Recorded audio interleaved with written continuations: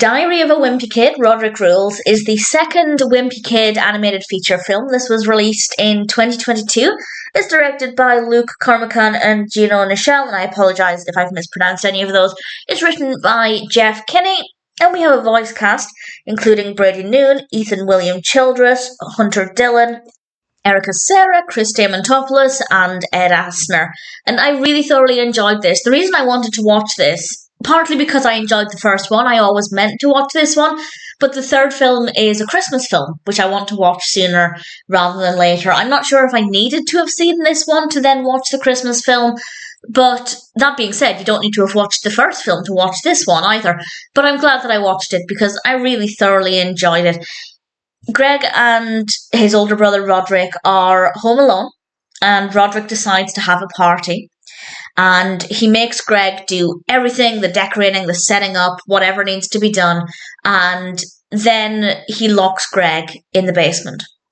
And the place is a mess. And Greg actually has photographs of the party as evidence.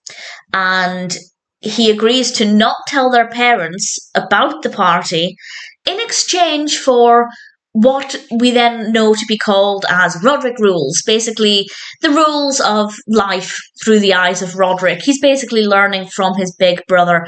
And Rodrick agrees. And I really like the fact that actually it almost seemed like something Rodrick was really happy to do.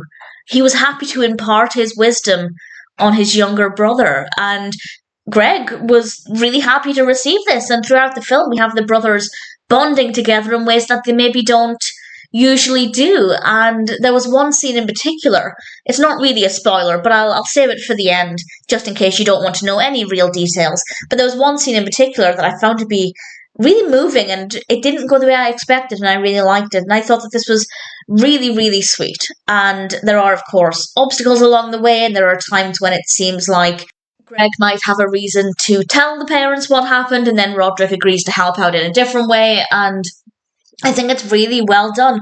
The film is, of course, about the relationship between siblings and what that can look like for either sibling, and I imagine that there will be an element of relatability here, whether you're the younger sibling who looks up to the older sibling, as Greg clearly does for the most part, and Rodrick actually being quite happy to share all of the things he has learned in his many years as a teenager with his younger brother. And it's beautiful, and I think it was very, very well done.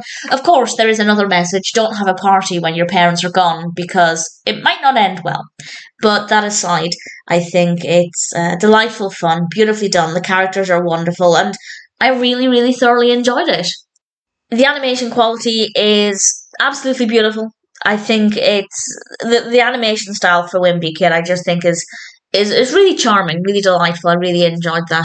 The voice acting, absolutely brilliant, of course. No problems there whatsoever. And the narrative is great. It flows really well. There's a lot going on. We go to different environments. It's not all just set in the house or at school. We also visit their grandpa, who's voiced by Ed Asner. And there's a lot going on, and I think it was a very well-constructed narrative. So with that as well, no complaints, really enjoyed it. Do I recommend it? Absolutely. If you like the first film, this one is definitely worth watching. As I said, though, you don't need to have seen the first film to be able to watch this. I do recommend it, but if there's something about this one, such as the relationship between siblings, that really draws you to it, you can watch it without having seen the previous one. I'm going to assume that's also the case for the Christmas one, but time will tell. I will be watching that one pretty soon, maybe tomorrow. I'm looking forward to it quite a lot, but for now, I'm very happy to have watched Rodrick Rules. I thought it was brilliantly done. And I will now mention, I think, 2 moments that are really worthy of note. So these are spoilers for things that happen. They're not tremendous spoilers, but they do give away a few things. So this is the last thing I have to say about the film. And the first moment I want to mention is when Greg asks Rodrick to teach him to play the drums. I thought Rodrick was going to say, "No way, you're not touching my drum kit, not a chance." But actually, he was really, well, I was going to say enthusiastic, that might be a little bit strong, but immediately he was like, "Yeah, if you want to try it, let's have a go."